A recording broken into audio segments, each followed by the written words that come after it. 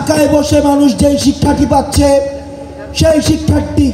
সেই একই মানের শিক্ষা আমাদের বান্দরবনে পৌঁছে দিতে হবে, পাহাড়ে পৌঁছে দিতে হবে। সমতল এবং পাহাড়ে একই ধরনের আমাদের সার্ভিস ওরিয়েন্টেড শিক্ষা নিশ্চিত করতে হবে। আমরা দেখেছি পাহাড় এবং সমতলের মধ্যে স্থানিক দূরত্ব রয়েছে। আমরা একই সাথে বিশ্বাস করি এই ভৌগোলিক এবং স্থানিক দূরত্ব প্রযুক্তির মধ্য দিয়ে গুছিয়ে দেওয়া সম্ভব।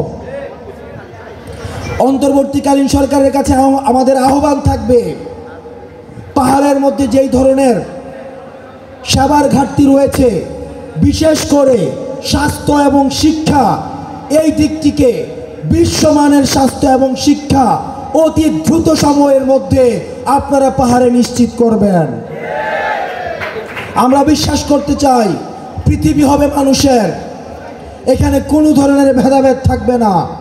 সমতলে যে ধরনের শিক্ষা ব্যবস্থা, স্বাস্থ্য ব্যবস্থা, ঠিক একই ধরনের শিক্ষা এবং স্বাস্থ্য ব্যবস্থা আমাদের পাহাড়েও নিশ্চিত করতে হবে।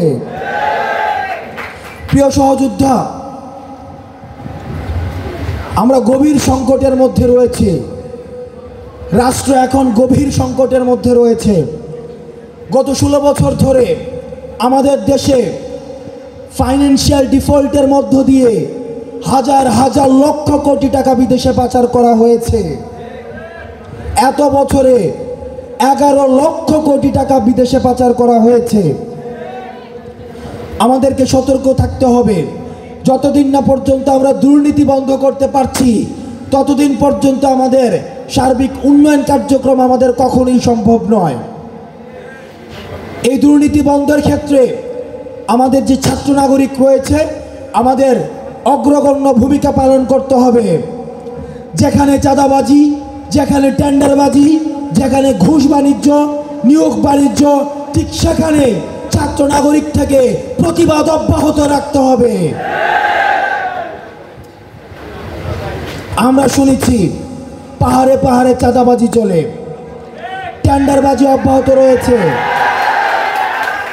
যারা চাঁদাবাজ, যারা টেন্ডারবাজ, আমরা আপনাদেরকে সতর্ক করতে চাই, এই চাঁদাবাজ এবং টেন্ডারবাজি হচ্ছে ফ্যাসিস্ট রাষ্ট্র কাঠামোর অংশ। আমরা ফ্যাসিস্ট সরকারকে আমরা বাংলাদেশ থেকে বিতাড়িত করেছি। সুতরাং আপনারা প্রস্তুত হয়ে যান। চাঁদাবাজি এবং টেন্ডারবাজি করার যদি পুনর্বাসনের যদি বিকল্প কোনো আপনাদের চিন্তা থেকে থাকে, তাহলে আপনারা জেনে রাখুন ছাত্র নাগরিক আপনাদের কোনো ছাড় দিবে না। আমাদের দ্বিতীয় স্বাধীনতাকে পুঁজি করে যদি কোনো রাজনৈতিক দল আবার নতুন করে চাঁদাবাজির সংস্কৃতি, টেন্ডারবাজির সংস্কৃতি, দুর্নীতির সংস্কৃতি, ঘুষের সংস্কৃতির আবার পুনর্বাসন করতে চায়, আমরা আপনাদেরকে বলতে চাই, এই ছাত্র নাগরিক যেই রাজনীতি চাঁদাবাজের পুনর্বাসন করে, ছাত্র নাগরিক সেই রাজনীতির প্রত্যাখ্যান করে।